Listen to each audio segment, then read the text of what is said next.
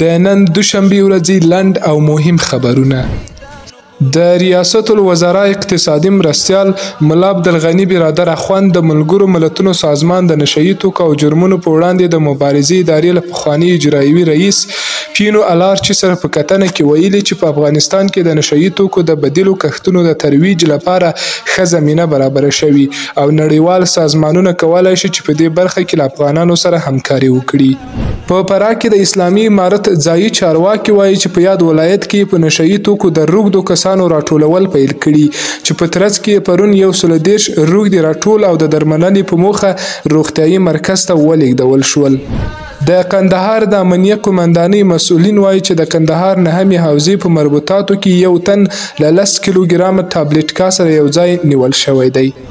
د لوګر د پوهنې ریاست ویاند شاپور عرب وایي چې راتلونکی کال د دغه ولایت په بیلابیلو سیمو کې 14 لومړني ښوونځي جوړیږي چې په رغولو سره به یې 7,000 ماشومانو ته د زده کړې زمینه برابره شي. ټولګټو چارو وزارت د ترافیکو پر مخ د سالنګ لویې لارې د پرانیستل کېدو خبر ورکړی دی. دغه لاره له تیرو 4 ورځو راهیسې په هیواد کې د وروستیو ورښتونو له امله تړل شوې وه.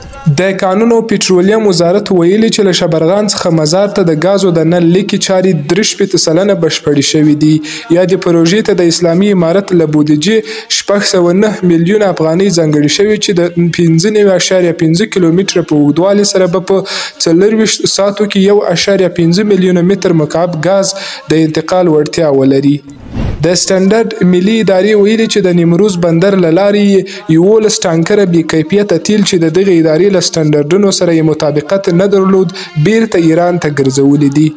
د کډوال او بیرته راستنېدونکو چارو وزارت ویلي چې په 14 ولایتونو کې یې له 415 راستنو شویو کورنیو سره مرستې کړي دي. د روزګان په مرکز ترینکوټ کې د 50 میلیون افغانیو په لګښت یو شل بستریز روغتون جوړ شو. او په پای کې اسلامي امارت په چابهار بندر کې د اقتصادي نمایندګۍ دفتر پرانیزي.